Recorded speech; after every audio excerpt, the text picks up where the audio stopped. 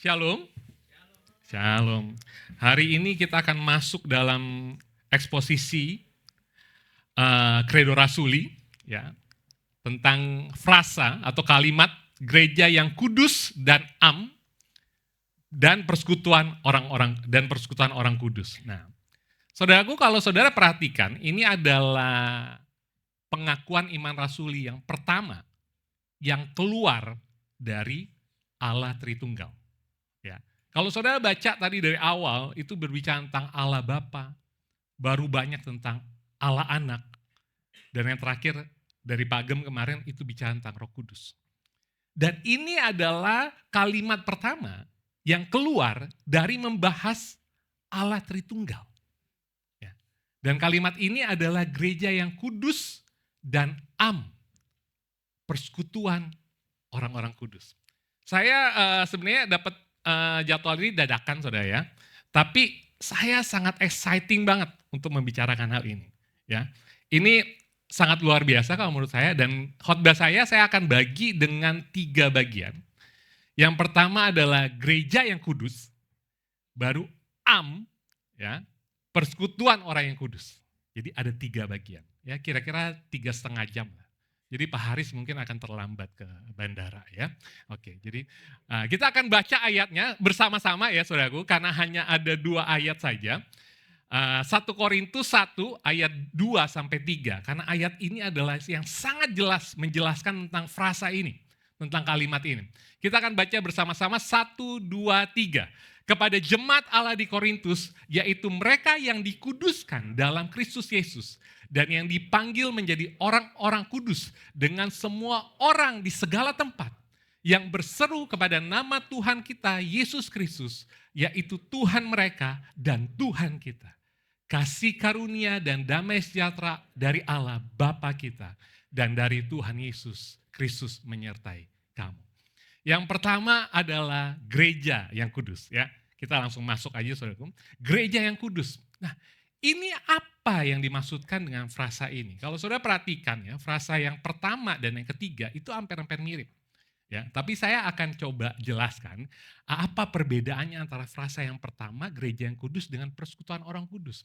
Nah, kita akan mulai dulu dari gereja yang kudus. Tapi faktanya saudaraku, banyak gereja yang mengecewakan. Ya. Ini fakta. Ya. Karena gereja ini pun dibentuk dari orang-orang yang kecewa sama gereja. Ya. Kita nggak mau bergereja sebenarnya. Karena memang udah terlalu banyak hal yang drama yang membuat kita bukan hanya kecewa, tapi kepahitan. Gitu. Dan kita ini adalah fakta, kita nggak bisa bohong bahwa banyak gereja yang mengecewakan kita. Mungkin sebagian besar saudara mengalaminya. Gitu. Dan untuk kasus saya salah satu yang paling ekstrim, saya sampai nggak bergereja 15 tahun, saudara.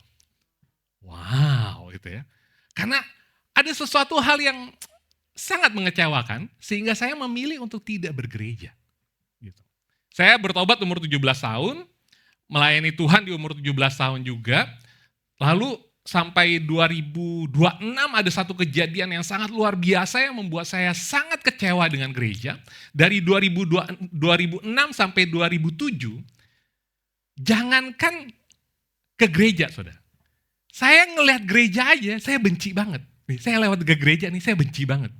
Ya, ngelewat posternya aja atau spanduknya gereja aja, saya udah benci banget. Nah, 1 tahun itu adalah tahun yang saya paling benci banget sama gereja. 2006 sampai 2007. 2007 saya coba lagi balik ke gereja. Ya, melayani lagi di gereja. Sampai 2008. Kecewa lagi saudara ya. Kecewa lagi. Dan dari situ ya, saya akhirnya ketemu Stephen lah. Akhirnya Stephen ajak saya ke persekutuan anak-anak muda. Tapi itu bukan gereja. Habis itu dari situ 15 tahun. Cie, nanti ada dibahas. Tenang. Nanti ada dibahas ya. Sabar, nanti ada dibahas. Dari situ 15 tahun saya gak bergereja. Saya sama istri masuk gereja pas waktu pemberkatan nikah aja saudara. Ya, abis itu kita benar-benar gak bergereja dan kadang-kadang aja gereja ya benar-benar gak mau bergereja. Nah, ini fakta bahwa gereja sangat mengecewakan. Nah, bagaimana memandangnya ini saudara? Tapi sebenarnya adalah, ini sorry to say, memang tidak ada satu gereja yang benar-benar kudus. Atau sempurna dalam tindakan. Karena semuanya adalah orang berdosa yang dibenarkan.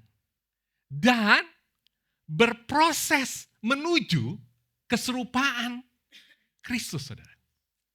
Jadi apa yang dimaksud dengan gereja yang kudus? Gereja yang kudus yang dimaksud di sini adalah nature of the church.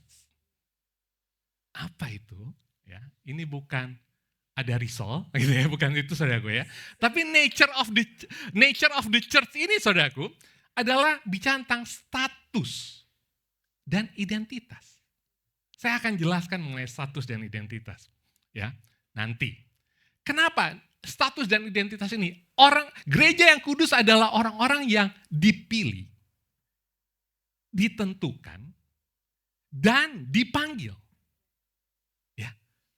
Jadi kita dipilih dan ditentukan sejak awal, sebelum dunia dijadikan. Dan pada waktu yang tertentu kita dipanggil oleh Allah. Dan ini adalah 100% tindakan inisiatif dari Allah. Kita nggak ada andilnya sedikit pun. Nah, gereja yang berstatus dikuduskan ini, gereja yang kudus itu artinya punya 2 elemen. Yang pertama, disucikan. Yang kedua, dipisahkan. Apa arti disucikan? Kebenaran Kristus diimputasikan ke dalam kita. Enggak ada satu orang pun yang benar, saudara. Ya, Roma 5 berkata seperti itu. Roma 3, enggak ada satu orang pun yang benar, semua orang sudah jatuh dalam dosa. Nah, tapi gereja yang kudus itu bicara tentang kebenaran Kristus yang diimputasikan di dalam diri kita. Ya, ingat ilustrasinya Bugem ya, dengan tisunya itu andalan sekali ya. Apa masih keluar di Ukles? Masih ya? Masih, oke, siap. Puji Tuhan ya, oke. Nah, disucikan, di kebenaran Kristus diimputasikan ke dalam kita. Nah, yang kedua, dipisahkan. Apa arti dipisahkan? Ini keren. Waktu kita menjadi lahir baru, Roh Kudus masuk ke dalam diri kita, betul? Dan sering firman Tuhan katakan Roh Kudus memateraikan. What is the meaning of materai? Materai itu artinya you are God's property. Engkau menjadi milik Allah pada saat itu legal. Di atas langit dan bumi kita menjadi milik Allah secara legal. Jadi arti di kudus itu adalah kita dipisahkan dari yang sebelumnya adalah dunia, milik dunia. Kita menjadi milik Allah. Makanya ini bukan tentang kita lagi. Makanya Rasul Paulus berkata, hidupku bukannya aku lagi, tetapi Kristus di dalam. Makanya tadi Nenat bilang kan, bahwa hidup adalah Kristus. Mati adalah keuntungan. Jadi arti kata dikuduskan atau gereja yang kudus adalah orang-orang yang dipisahkan menjadi milik Allah. Nah, hari ini saya akan pakai frasa ini, saudara. Saya akan bilang bahwa dari status berhala menjadi status Kristus. Ya, saya coba pakai frasa ini, bukan ini status dan identitas adalah hal yang sama. Bukan hanya identitas dosa dan menjadi identitas Kristus, tapi saya akan coba pakai status berhala dan menjadi status Kristus. Oke, saya cek dulu. Oke. Nah, saudaraku begini. Waktu Glinda lahir, itu susah untuk nentuin dari awal tuh Glinda nih bakal mirip siapa ya. Ya, tapi mama saya tahu waktu saya bayi itu kayak gimana. Saya pun tahu kan ada foto-fotonya. Saya udah lihat tuh dari kecil, oh, ini anak bakalan banyak ngikutin gue nih. Ya saudara. Nah, makin Glinda besar, makin mirip. Ya, ketawa suaranya gede banget gitu ya, nyapa orangnya. Karena kenapa? Karena dia anak gue. Karena dia anak saya, saudara. Ya. Jadi begini, waktu saudara dalam identitas dosa, mungkin waktu masih bayi, belum terlalu kelihatan tuh dosanya. Tapi makin saudara bertumbuh, makin buahnya makin banyak. Ya. Saat saudara mengidentitaskan diri saudara ke uang misalnya, makin lama engkau akan makin mirip kayak uang kertas, gampang lecek, saudara. Dan sering berpindah-pindah tangan. Kita akan semakin mirip dengan identitas yang kita miliki, bahkan pada waktu saat kelahiran kita. Nah, demikian pun dengan gereja. Waktu saat saudara percaya akan Kristus, engkau mungkin masih bayi rohani. Kemiripannya nggak terlalu kelihatan. Tapi ada kepastian di mana pertumbuhanmu adalah akan semakin lama, semakin mirip sama Kristus. Ini bicara tentang identitas, saudara. Itu adalah kepastian. Ya. Nah, si Stephen ini dia mirip banget sama bokapnya. Ya. Papanya tuh namanya Om Petu. Ya. Mukanya tuh dia mirip banget. Jadi kalau ada yang kenal papanya dulu, ya almarhum papanya, terus ketemu Stephen, dia tuh langsung tahu, ini anak ngano Om Petu pe anak Kang gitu ya, bahasa Manadonya gitu. Karena kenapa saudaraku? Stephen gak mengusahakan hal itu. Tapi semakin dia bertumbuh dan bertumbuh lagi, maka dia semakin mirip dengan ayahnya. Nah, kekristenan seperti itu, guys. Saat kita semakin bertumbuh, maka identitas real kita dalam diri kita, yang melalui Roh Kudus itu, semakin serupa dan segambar dengan Kristus. Dengan sendirinya. Nah, saya harus ulang lagi nih, masalah, karena peperangan kita melawan berhala, ini terjadi tiap hari. Jadi saya harus ingetin tiap hari. Berhala-berhala kita tuh apa? Saudara udah ingat banget ini. Kuasa, penerimaan, kontrol, kenyamanan. Berhala luarnya uang, pasangan, keluarga, karir. Nah, tapi kalau mau jujur, saudara udah bilang, wah saya udah gak memberhalakan semua itu. Oke. Amin. Ya, saudara. Tapi, gimana caranya kita bisa benar-benar tahu berhala kita yang real? Kecintaan kita akan sesuatu akan terbukti. Saat ketakutan yang berlebihan datang di hati. Saat kita kehilangan hal tersebut. Ya, jangan bilang dulu saudara gak memberhalakan hal itu. Ya. Sorry to say lagi saudaraku. Ya, oke, Pagem foto dulu. Oke, siap. Sorry to say lagi saudaraku. Ya, oke, Pak Haris foto dulu. Ya, siap. Ya, oke. Bahwa sorry to say nih, yang selanjutnya tidak ada cara lain untuk mengetahui berhala hati kita. Selain kehilangan semua itu, guys. Aduh, gue sorry to say gue harus ngomong kayak gini. Ya, sorry to say. Karena ini satu-satunya jalan di mana Tuhan mengoreksi dan mengeruk semua berhala dalam diri kita. Sorry to say, guys. Kalau kita memberhalakan uang, sorry to say, hal itu harus diambil dulu dari diri kalian. Kalau kita memberhalakan pasangan, sorry to say. Sorry to say. Saudara harus kehilangan dulu pasangan. Kalau saudara memberhalakan keluarga, sorry to say. Ya, sorry to say, guys. Kenapa gue bisa ngomong kayak gini? Saudara baca deh semua tokoh-tokoh Alkitab, rasul-rasul, itu adalah orang-orang yang memang kehilangan segalanya. Dan itu terjadi bukan hanya 1-2 kali, bahkan berkali-kali dalam hidup mereka.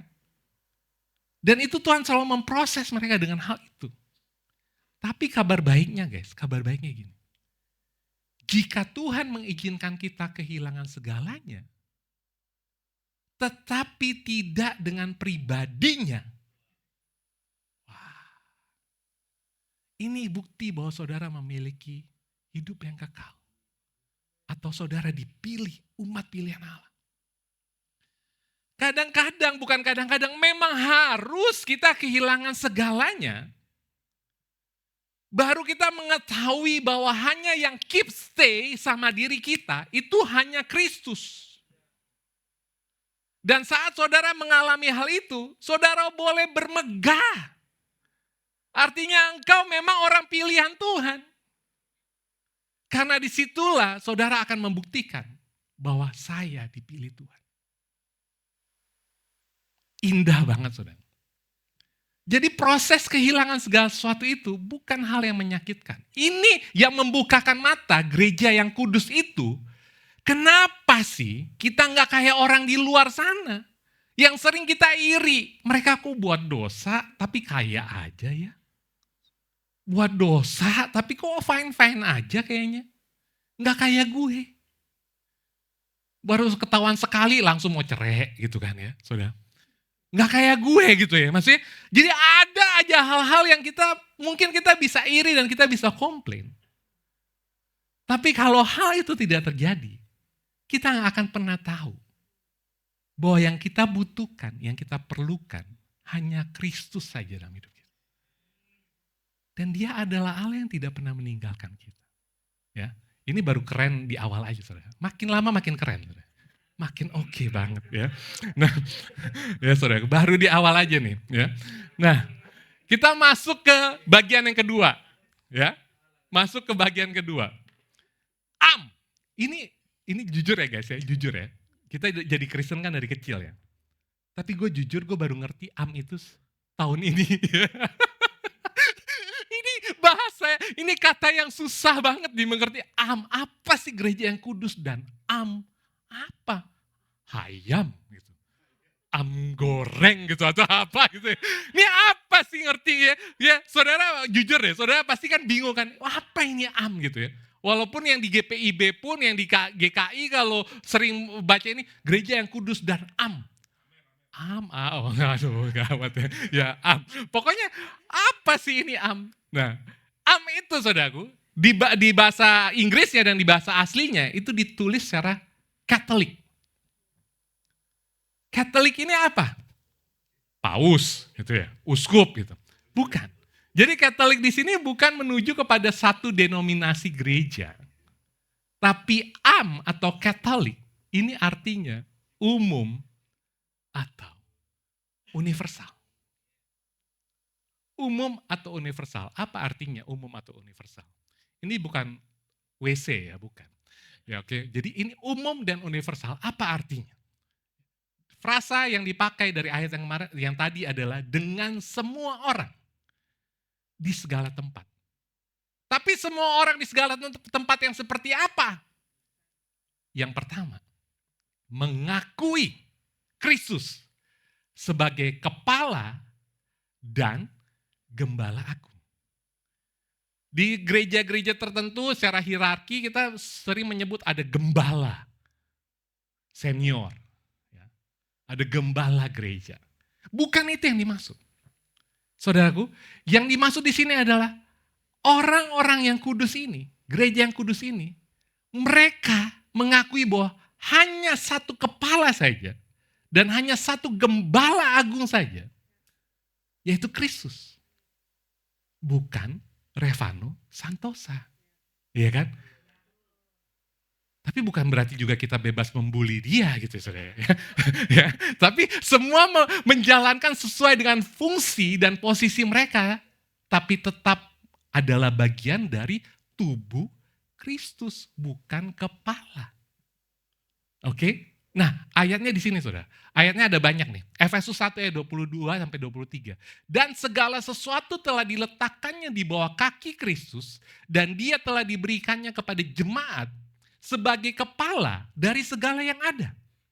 Jemaat yang adalah tubuhnya. Yaitu kepenuhan dia yang memenuhi semua dan segala sesuatu. Baru Ibrani 13 ayat 20, maka Allah damai sejahtera yang oleh darah perjanjian yang kekal telah membawa kembali dari antara orang mati, apa saudara? Gembala agung sebagai domba. Segala domba, gembala agung segala domba. Yaitu Yesus Tuhan kita. Jadi nggak ada istilah curi domba. Nggak ada istilah domba nyuri rumput. Gitu ya saudara. Ya, nggak ada. Emang rumputnya siapa gitu kan? Emang dombanya siapa? Gitu ya saudara. Jadi mindset yang salah di luar ini harus dikoreksi. Mudah-mudahan masuk Pastor Mamon ya. Jadi curi domba curi rumput. Salah ya. Karena semua adalah milik Allah. Dia adalah gembala agung segala domba. Oke saudaraku. Nah, tapi ada satu ciri pasti dari gereja yang ya. Apa itu? Roma 10 ayat 9. Sebab jika kamu mengaku dengan mulutmu bahwa Yesus adalah Tuhan dan percaya dalam hatimu bahwa Allah telah membangkitkan dia dari antara orang mati, maka kamu akan diselamatkan. Ini adalah ciri yang pasti saudara, dari gereja yang bahwa mereka mengaku dengan mulut mereka dan percaya di dalam hati. Kenapa harus ada dua aspek ini? Karena kalau hanya mengaku dengan mulut, itu ada ayatnya. Bukan orang yang berseru Tuhan, Tuhan, yang akan masuk dalam kerajaan Allah. Banyak orang yang cuma ngakunya doang, percaya, tapi nggak benar-benar percaya dalam hati. Percaya dalam hati itu pekerjaan Roh Kudus. Ya. Yang nggak langsung terlihat begitu saja. Itu adalah sesuatu pekerjaan Roh Kudus yang benar-benar ada dalam hati kita. Jadi bukan hanya di mulut, tapi juga di hati. Dua hal ini harus selalu ada. Nggak mungkin kalau cuma di hati, nggak ngomong di mulut juga nggak mungkin gitu ya. Karena Hatta pun yang keterbatasan dalam berbicara pun tetap membicarakan hal itu ya. Oke ya, jadi nggak mungkin itu. Jadi tetap seperti itu saudaraku. Nah, oke, kita masuk yang kedua ya. Tadi yang pertama kan, dia adalah kepala dan gembala agung. Nah, baru yang kedua, dengan semua orang di segala tempat, artinya didasarkan pada ajaran para nabi dan para rasul dengan Kristus sebagai batu penjuru. Nah, apa artinya? Gini saudara. Efesus 2 ayat 20 berkata, yang dibangun di atas dasar para rasul dan para nabi, dengan Kristus Yesus sebagai batu penjuru. Baru Efesus 4 ayat 13, sampai kita semua telah mencapai kesatuan iman dan pengetahuan yang benar tentang anak Allah. Lalu apa? Kedewasaan penuh dan tingkat pertumbuhan yang sesuai dengan kepenuhan Kristus. Jadi bukan hanya sekedar percaya. Gereja yang adalah orang-orang yang bertumbuh dalam pengetahuan dan kedewasaan di dalam kepenuhan Kristus.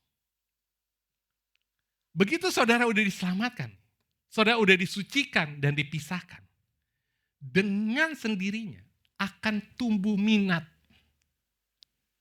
untuk saudara mempelajari Injil.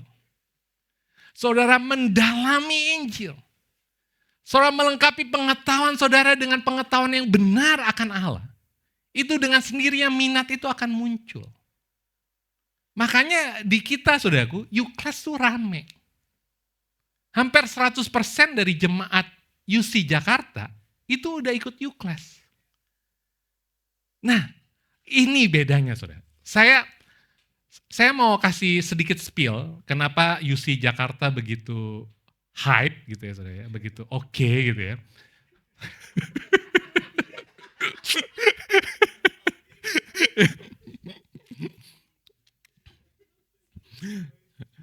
Gini saudara. Karena adalah penting untuk kita jangan dibalik. Jangan mempelajari Injil dulu, baru menghidupi Injil. Banyak orang salah. Karena kenapa? Karena saat saudara hanya mempelajari Injil, tidak menghidupi Injil, korslet otak lo. Karena ribet banget guys. Injil tuh ribet banget. Ya, susah. So apa Glenn? Apa? Nah ini rasanya UCJ yang tadi gue bilang kenapa hype banget. Because what? That's why. Because what? Ya. Karena kenapa? Karena kita menghidupi Injil dulu guys. Baru kita mempelajari Injil. Saat saudara menghidupi Injil dulu dalam hidup saudara, ya, Injil sudah mengubah hati kita, mengubah kehidupan kita, mengubah semuanya aspek dalam hidup kita. Baru kita mempelajari Injil, jauh lebih mudah. Jauh lebih mudah. Jangan belajar mengkhotbahkan Injil. Karena sulit saudaraku. Ini khotbah kayak gue gini sulit banget.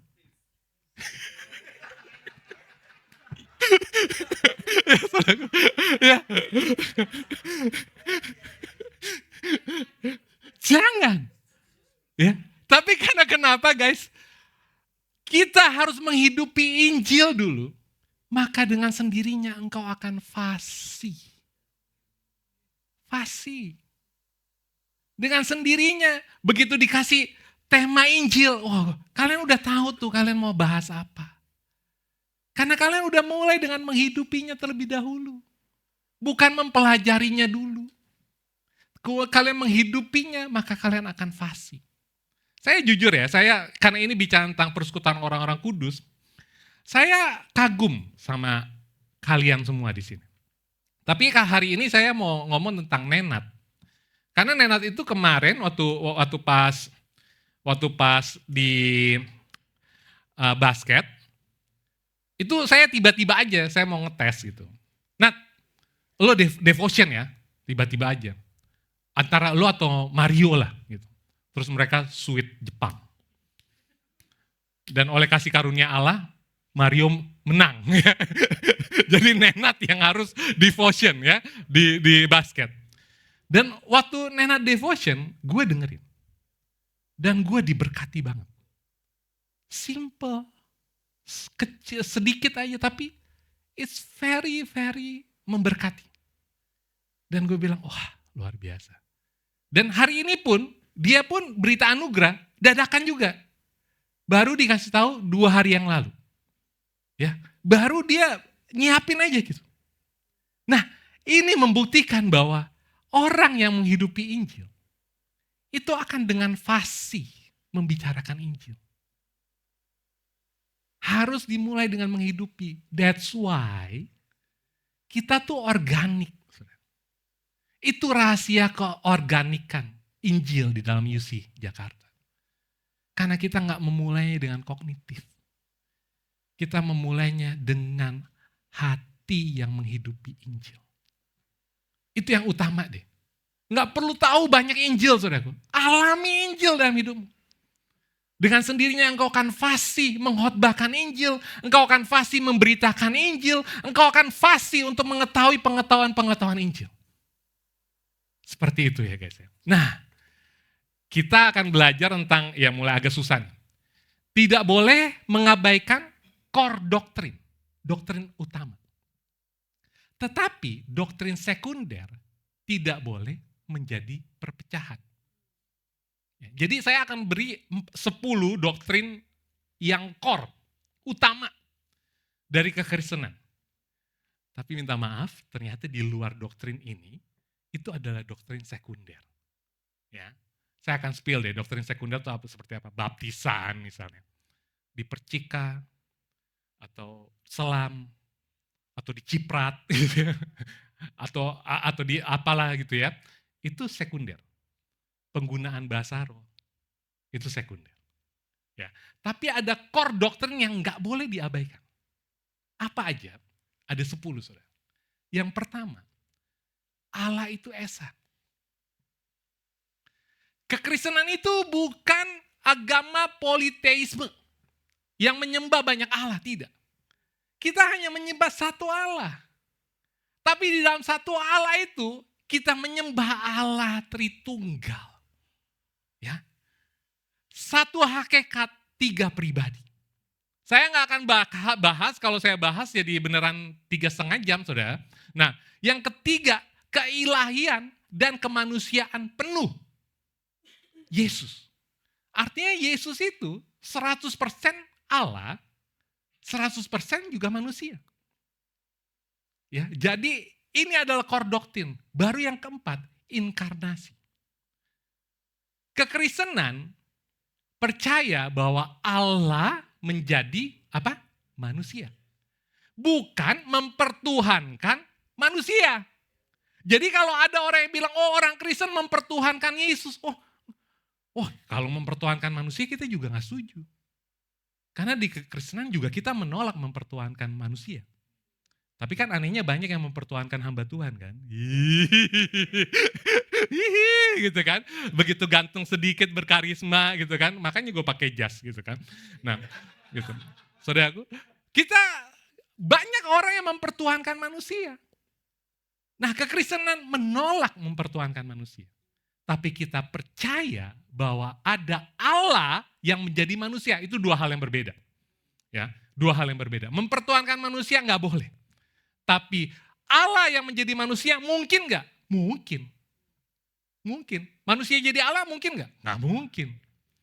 Gak mungkin. Secara logika aja udah gak masuk. Ya kan? Nah, baru kita percaya akan penebusan melalui salib. Dan kita percaya kebangkitan Yesus. Kalau gak percaya kebangkitan Yesus, wah percuma saudara. Ya. Baru kita percaya nomor 7, keselamatan hanya oleh anugerah Allah. Ini gak kalah pentingnya nomor 8, Alkitab sebagai firman Allah. Gak ada yang lain. Ya. Jadi kalau ada orang yang tiba-tiba di dalam ini langsung, demikian firman Allah. Saya melihat tirai menerawang gitu. Di dalamnya saya melihat panci. Ada apinya sedikit ya, saudara ya misalnya. Saudara, ya, ada Indomie ternyata. Ternyata jualan Indomie goreng kesukaannya Pak Gem gitu ya, saudara. Ya, dengan banyak kecap ya, saudara. Ya, jadi saudaraku, segala sesuatu yang atasnamakan firman Allah, kita harus cek lagi ke sola scriptura. Boleh nubuat nggak? Boleh dong, boleh. Tapi harus dicek lagi. Ya kan? Harus dicek lagi. Jadi firman Tuhan, Alkitab sebagai firman Allah. Nah ini yang keren. Gereja adalah tubuh Kristus, tadi kita udah bahas.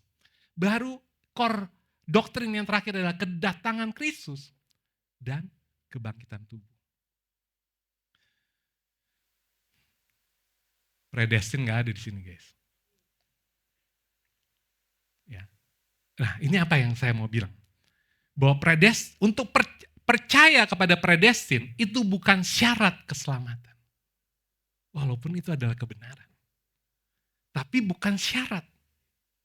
Jadi artinya kalau ada gereja-gereja yang gak percaya sama tulip, bukan berarti mereka bukan umat pilihan. Belum tentu. Belum tentu juga orang-orang yang percaya sama tulip, orang pilihan. Belum tentu. Yang ngomong ini bukan saya. Tapi yang ngomong ini adalah John Calvin. John Calvin dalam bukunya Institut, dia berkata seperti ini. Dalam gereja yang tampaknya rusak sekalipun, Tuhan tetap menyimpan umatnya yang sejati. Banyak sih quote-quote John Calvin yang berkata tentang hal ini. Tapi saya pilih yang paling ekstrim seperti ini. Jadi sekalipun dalam pengajaran gereja yang salah sekalipun, Tuhan bisa tetap memilih orang pilihan dari dalam sana. Ya, jadi begitu ya. Jadi kalau ada orang yang, contohnya gini ya. Saya memang berasa saya orang pilihan Tuhan dari pertama kali saya bertobat. Karena saya bertobat itu dari narkoba kan. Narkoba saya bertobat tahun 98, umur saya 17 tahun. Di situ saya udah jadi gelandangan dan Tuhan menjamah saya di tengah pasar. Sehabis itu saya melayani Tuhan, tapi karena mungkin di gereja yang mengajarannya kurang tepat, ya, bukan sesat tapi salah gitu ya. Ya, jadi salah, kurang tepat. Sehingga saya bertumbuh dengan pertumbuhan kognitif yang salah. Saya berekspektasi lebih terhadap orang-orang di gereja, karena saya pikir orang-orang di gereja tuh ada sayap kecil gitu kan di belakangnya udah mulai gerak-gerak gitu ya. Ada bulatan di atas gitu ya, udah kudus banget. Jadi saya berekspektasi yang salah. Nah, waktu saya bertumbuh dan bertumbuh, saudaraku, dengan jatuh bangunnya saya di dalam kekristenan ini, saya menyadari bahwa Tuhan tidak meninggalkan saya. Nah, baru 1,5 tahun yang lalu, ya, Pak Agem, Steven, Kathy ngajarin saya tentang Injil yang benar. Injil itu mengkonfirmasi seluruh kehidupan kerohanian saya. Dan saya langsung bilang, ini nih yang benar nih. Selama ini gue bingung, karena apa yang gue alami nggak relate sama yang pendeta-pendeta dulu ajarin sama diri gue. Wah, kalau kamu jatuh, kalau kamu tidak setia, Tuhan akan ganti kamu, Tuhan akan pakai batu gantikan kamu. Ya kan? Saudaraku, saya jatuh udah berkali-kali, saudara. Masih khotbah tuh sekarang. Dan masih keren khotbahnya.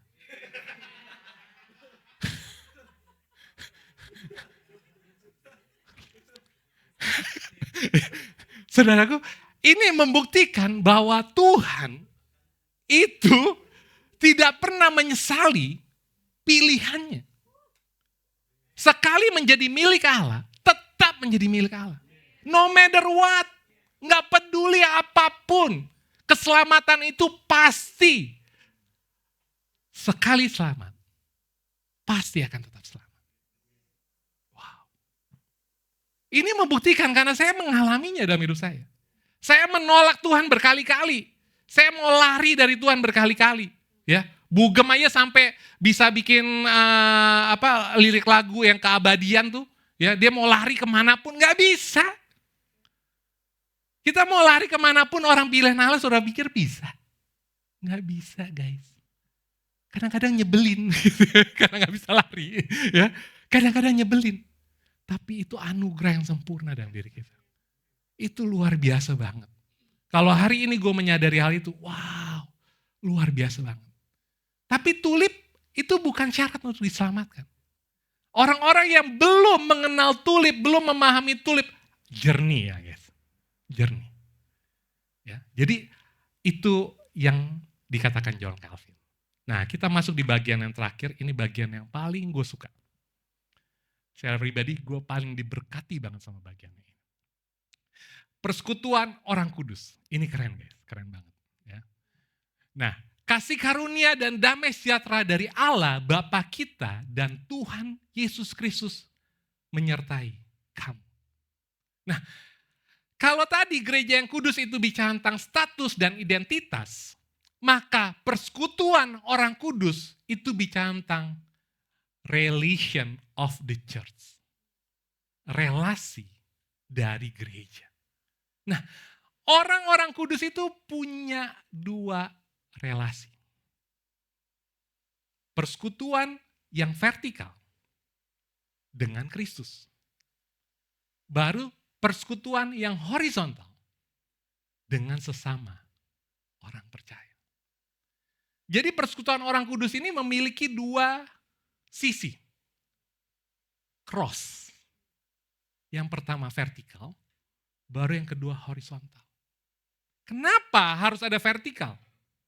Karena saudaraku, kita tidak akan pernah bisa bersekutu dengan baik terhadap sesama sebelum kita mengalami persekutuan dengan Kristus. Ya. Yang selalu sering Glenn ulang tuh, terima, kasih. Sebelum saudara memiliki persekutuan yang real dengan Kristus, engkau akan terus bermasalah dengan relasimu dengan sesama. Ya saudaraku, karena kenapa? saudara nggak akan betul-betul merasakan. Nanti deh, abis ini. Saudara nggak akan betul-betul merasakannya. Jangankan bersekutu sama orang-orang di dalam gereja atau dalam komunitas orang Kristen. Suami istri aja. Kalau saudara nggak ngalami persekutuan dengan Kristus, pasti bermasalah. Ya kan? Nah, karena kenapa? Karena orang yang mengalami persekutuan dengan Kristus, itu yang pertama mereka menyadari keberdosaan mereka di hadapan Kristus. Kalau saudara nggak pernah bersekutu dengan Kristus, engkau akan terus merasa dirimu fine-fine aja. Gue lebih baik dari yang lain. Gue lebih oke dari yang lain. Saya lebih suci daripada yang lain. Waktu saudara benar-benar bersekutu dengan Kristus, itu tuh saudara akan jadi kayak Teddy. Nangis terus nyariin tisu saudara. Karena saudara menyadari keberdosaan saudara di hadapan Kristus. Ya, betapa saudara enggak layaknya. Betapa saudara benar-benar, wah, saudara berdosa. Kalau saudara enggak pernah ngalami relasi dengan Kristus, saudara akan terus berkata, gue yang benar kok. Saudara akan berdalih. Saudara akan terus ngoceh, enggak, gue yang benar, gue yang paling benar. Tapi begitu saudara punya hubungan dengan Kristus, engkau akan menyadari keberdosaan. Dan saat engkau menyadari keberdosaanmu, disitulah engkau akan menyadari bahwa semua adalah anugerah. Nah, kalau kita ada di dalam komunitas yang tidak menyadari tentang hal ini, akan lebih mudah merasa diri lebih penting dari yang lain. Glenn khotbahnya paling keren. Ya kan? Tugasnya di gereja juga banyak banget. Ya, pasti gue yang paling penting di sini. Ya kan? Saudaraku, ya. Gampang. Mario Marco suaranya yang paling bagus. Pasti Yusi membutuhkan MM lah, gitu kan. Ya. Rio juga suaranya bagus tapi nggak jelas gitu kan. Ya, saudaraku, jadi artinya kalau kita nggak menyadari bahwa semua adalah anugerah, ya, saudara akan merasa diri saudara penting. Nah ini kerennya UC guys. Ini kerennya UCJ, gue harus ngomong, gue jujur ya. Kita menghidupi Injil ini dengan organik. Sehingga kita menyadari nih kekerenan kita masing-masing, tapi kita nggak menyadari, tapi kita nggak menjadi lebih penting dari yang lain. Ya, kalau bilang pintar ngomong, gue memang dari lahir pintar ngomong guys, dan gue memang keren dari lahir gitu, ya kan? Mario Marco pun kayak gitu, dari kecil pun mereka jago nyanyi. Dan kalau mau jujur guys, kita nggak mengusahakannya, jujur deh. Kebiasaan kita, ya bisa seperti ini, itu kasih karunia. Yang benar-benar kita nggak mengusahakannya, tiba-tiba muncul aja, dan tiba-tiba kita punya niatan untuk belajar lagi, tiba-tiba makin jago. Kalau kita mau pikir-pikir, aduh, anugerah kok, kasih karunia kok. Cuma kita kadang-kadang sok iye aja, sok keren aja gitu. Padahal kita sebenarnya tahu bahwa semua karunia yang ada dalam diri kita, itu kasih karunia. Coba lihat Teddy 25 tahun yang lalu, bapuk banget guys. Ya kan? Sekarang jadi artis rohani, ya, kalau nyanyi gitu. Wah. Dulu ya, gue lebih keren jauh WL-nya daripada dia. Ya kan? Ya kan, saudaraku. Tapi dia menyadari kasih karunia. Tapi waktu dia belum seperti itu, belum dia kenal Injil, wah dia ngerasa keren banget di gereja sebelumnya, ya kan itu ya. Merasa penting banget, ya kan. Dan itu luar biasa. Nah, komunitas yang menyadari yang setelah anugerah, saudaraku, komunitas ini akhirnya mereka menyadari tumbuh keluarga baru dalam Kristus. Dan ini so real banget di sini. Kita kan baru buka YouCare BSD itu. Pernah gue sama Mei 5 hari gak ketemu kalian. Aduh, jujur gue tersiksa sama Mei ya. Gue rasa, aduh gak ketemu kalian nih 5 hari. Kangen banget. Padahal sih biasa aja sih sebenarnya kalian ya. Ya, tapi jujur kenapa kita bisa kangen banget sama kalian gitu ya. Itu juga bingung. Dan itu yang ngerasain bukan cuma gue doang. Kalian juga kayak gitu. Makanya kalian kangen gue kan, gak kekam aja. Ya kan? Ya kan saudara? Karena kita dalam anugerah kita sudah merasakan ada keluarga yang baru dalam Kristus. Ya, ya. Jadi artinya kita menyadari hal itu. Dan itu luar biasa saudara. Dan itu luar biasa.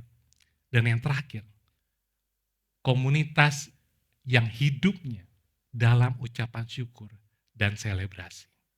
Bukan pada persembahan kasih. Ya, saudaraku ya. Saudaraku, gereja ini, saya hari ini khotbah 3 kali. Pulang tetap gak dapat amplop, saudara. Ya kan? Malah kemungkinan akan patungan beliin makanan ini ya, saudara. Saudara, ya, guys, ya, kalau mau dipikir untungnya apa? Untungnya apa kalian ada di sini? Apa untungnya? Iya kan? Nggak ada yang dapat PK. Iya kan? Kalian melayani dengan kerelaan hati. Nggak disuruh-suruh. Kalian nggak ada yang telat loh. Maksudnya yang melayani. Yang melayani. Wah, mulai.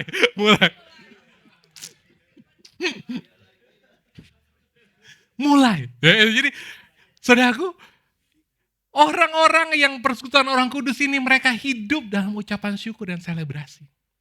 Dan itu bekerja dengan sendirinya, dengan organ dalam diri kita. Waktu hal itu terjadi pun kita bingung. Waktu gue khotbah kayak gini, lo baru nyadar. Betapa bodohnya kita di tempat ini, saudara. Gak ada PK-nya, saudara. Ya kan? Tapi kita sangat giat seperti ini. Itu luar biasa sih. Nah, dan persekutuan orang kudus ini, mereka saling berbagi hidup. Berbagi karunia. Ya. Jadi yang jago nyanyi, ya nyanyi. Yang jago ngomong, ya ngomong. Gitu kan. Yang jago bully, ya dibully. Gitu kan. Jadi artinya, di sini kita saling berbagi karunia. Karena kita menyadari tadi bahwa semua karunia yang kita punya, anugerah. Gak ada yang perlu dipelit-pelitin. Baru saling membangun. Kita saling membangun. Saling menopang. Saudara gak ada pekerjaan, Pak Gem yang bingung. Bukan berarti juga Pak Gem juru selamatnya, enggak. Jadi cuma bingung aja gitu kan ya. Ya saudaraku, ya. Jadi segala sesuatu dalam, apa sih untungnya Pak Gem mikirin kalian? Gak ada untungnya guys. Gak ada untungnya. Tapi kenapa hal itu bisa muncul gitu? Hal itu muncul dengan sendirinya. Karena saudara adalah keluarga yang baru di dalam Kristus. Saudara mengalami kesusahan, kita juga yang mikirin. Iya kan? Dan yang keempat nih yang keren, saling menguduskan. Ini gue pilih kata frasa yang agak halus ya. Tapi sebenarnya ini intinya berantem. Jadi komunitas orang-orang kudus, ada komunitas yang berkonflik. Wah, keren. Nah ini gue baru akan ngomong ya kan. Nah saudaraku, saya masuk gereja ini gara-gara Stephen. Ya kan. Saya kenal Injil gara-gara Stephen. Dan saya jatuh bareng-bareng. Ya. Abis itu kita konflik. Konfliknya lama banget. Hampir 1 tahun kali. Padahal dia orang yang paling lama gue kenal. Ya enggak, Teddy lah ya. Sekarang udah ada Teddy. Nah, jadi dia salah satu orang yang paling lama gue kenal dalam hidup ini. Dan kita konflik. Berbulan-bulan, hampir 1 tahun guys. Setiap kali ketemu, ganjel, gak enak rasanya. Dan itu bukan cuma gue yang ngerasain, Stephen juga ngerasain hal itu.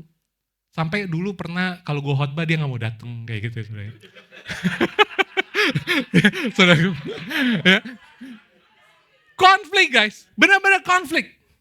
Dan dan jujur ya, waktu saat dipulihkan, gue tuh kaget loh. Gue nggak mikirin, ya. Bahkan waktu ini MM nih yang selalu ngojok-ngojokin gue untuk baikan sama Stephen gitu, ya. Bahkan waktu mereka ngomong pun gue masih bingung gimana cara baikannya gitu, nggak tahu caranya, bingung aja. Tiba-tiba di retret kita bisa pulih dengan sendirinya loh. Dan gue pikir nih pulihnya, kita lihat ya pulihnya gimana gitu. Tiba-tiba organik pulih aja gitu. Dan gue miss banget loh. Gue miss karena apa yang Roh Kudus kerjakan, bukan gue sama Stephen kerjakan. Nah di sini artinya bahwa di komunitas orang-orang kudus ini berantem saudara. Tapi jangan takut, karena konflik itu menguduskanmu. Dan anugerah juga akan memulihkanmu. Hal itu juga terjadi sama Nenat dan Mario. Ya, saudaraku. Ya. Wah. Ya. Dan itu luar biasa guys. Sebelum mereka berkonflik, pada saat kejadian itu, dan waktu saat konflik, dan waktu saat pulih, ya gue salah satu orang yang selalu bersama dengan mereka. Dan waktu mereka pulih pun, wah gue miss loh. Gue miss sama apa yang Roh Kudus buat terhadap diri Nenat, terhadap diri Mario. Gue miss. Gue tahu itu bukan diri mereka. Ya. Apalagi kan Nenat ya. Apalagi Mario egonya gede banget gitu kan ya. Jadi benar-benar itu bukan diri mereka. Tapi Roh Kudus yang memulihkan. Jadi kita gak perlu takut guys, kita gak perlu takut. Gak perlu takut, berantem pasti.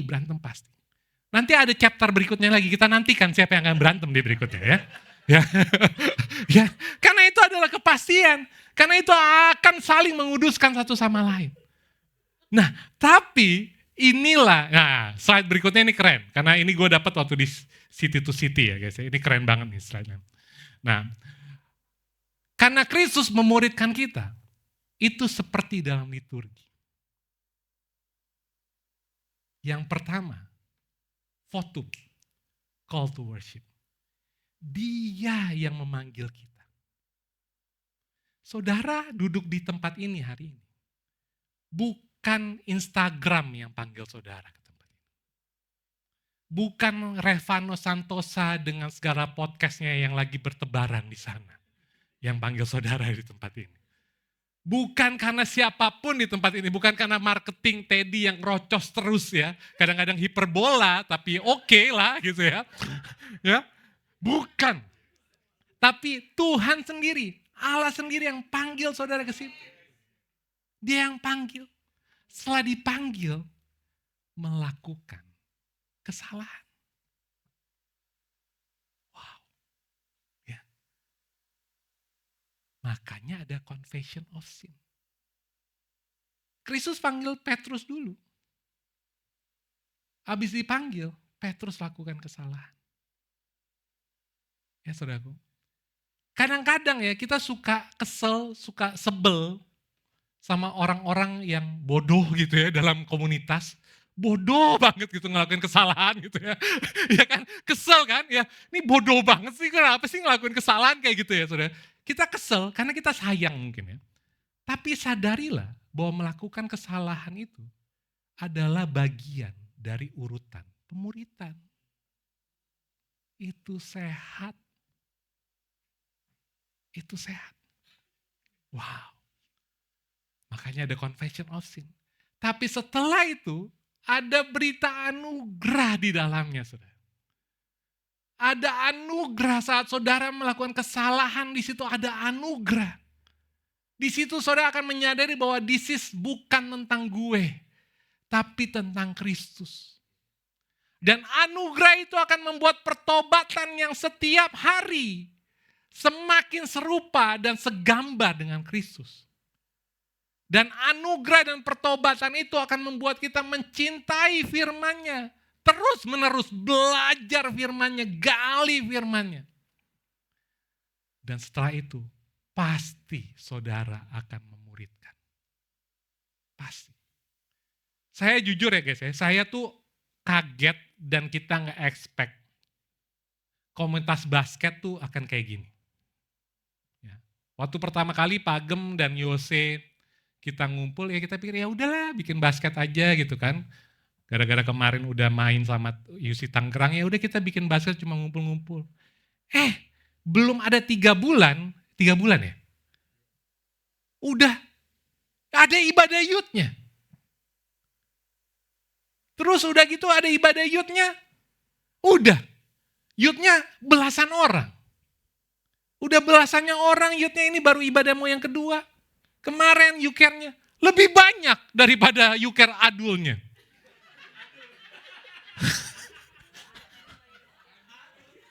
Iya kan? Saudara bisa lihat ya. Bahwa pemuritan dalam gereja kita begitu organik. Begitu light banget. Kalau bukan anugerah siapa saudara?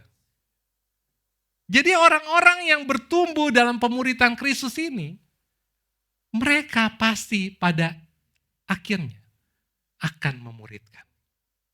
Dengan sendirinya. Dengan sendirinya. Tugas saya hanya ngejorokin. Nah, dan ini guys, di dalam gereja yang kudus dan am, persekutuan orang-orang kudus, kita melihat keindahan dan kenikmatan Kristus setiap saat. Saya dan saya yakin Pak Gem maupun Bu Gem itu gak ngarepin apa-apa dari kalian. Kalian mau bales kek, gak bales kek. Bener-bener gak, bukannya gak penting, gak ngarepin. Kalau kita orang-orang yang ngedampingi kalian, yang memuridkan kalian, yang nemenin kalian, juga gak akan dapat feedback apa-apa dari kalian. Itu benar-benar gak penting buat kita guys. Karena kenapa? Karena ini upah gue. Upah gue udah gue terima setiap saat. Waktu gue ngeliat kalian bertumbuh. Waktu gue ngeliat Injil hidup dalam diri kalian. Gue udah dapet upahnya. Yaitu gue ngeliat keindahan dan kenikmatan Kristus setiap saat. Waktu kita sama-sama guys. Dari semua kegagalan dan kebangkitan kita. Itu gue udah terima upah gue. Sehingga gue gak butuh lagi feedback dari kalian. Gak butuh. Karena upah gue udah gue dapet. Bahkan selama kebersamaan kita. Gue menikmati keindahan dan kenikmatan Kristus. Setiap hari bersama dengan kalian. Ini adalah indah di hadapan Kristus. Ngelihat kalian bisa ikut U-Class. Dari modul pertama sampai modul 8. Ngelihat kalian bertumbuh dengan kegagalan, kejatuhan, bangkit lagi. Kebodohan kalian. Semuanya. Di situ kita menikmati Kristus. Itu upah kita udah. Jadi kita gak mikirin tuh. Kalian mau feedback apa sama kita? Enggak. Yohanes 17 ayat 9 sampai 11 berkata, aku berdoa untuk mereka. Bukan untuk dunia aku berdoa. Tetapi untuk mereka yang telah Engkau berikan kepadaku. Sebab mereka adalah milikmu. Dan segala milikku adalah milikmu. Dan milikmu adalah milikku. Dan aku telah dipermuliakan di dalam mereka. Dan aku tidak ada lagi di dalam dunia, tetapi mereka masih ada di dalam dunia. Dan aku datang kepadamu, ya Bapa yang kudus. Ingat, peliharalah mereka dalam namamu. Yaitu namamu yang telah engkau berikan kepadaku. Supaya mereka menjadi satu. Sama seperti dengan kita.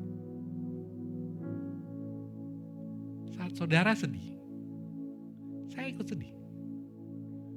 Saat saudara bego, saya ikut kesel, saudara. Saat saudara senang, saya ikut senang. Sesuatu yang mustahil didapatkan di dalam diri orang berdosa yang penuh ego. Tapi dalam anugerah Allah, keluarga Allah dipersatukan menjadi satu tubuh. Dan itu adalah kesempurnaan. Di atas salib, tubuh Kristus tercabik-cabik. Agar gerejanya menjadi tubuh yang utuh dalam kesempurnaan anugerahnya. Di atas salib, tangan dan kaki Kristus terpaku. Agar tangan dan kaki kita pergi dengan rela hati. Memberitakan Injil yang telah menyelamatkan kita. Di atas salib, Kristus mengenakan mahkota duri. Sebagai tanda bahwa dia raja yang rela berkorban bagi kita.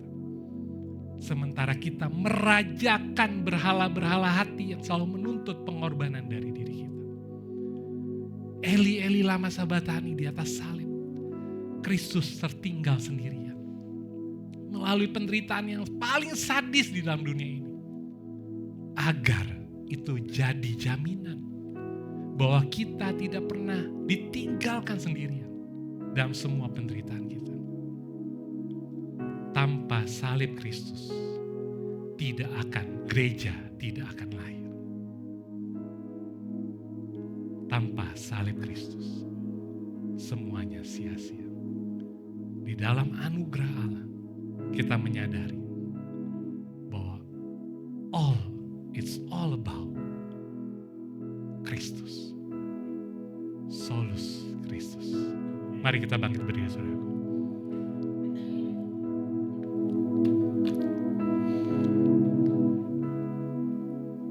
Oleh karena engkau mati di atas kayu salib, bangkit, naik ke surga, menurunkan Roh Kudus, maka gerejamu lahir.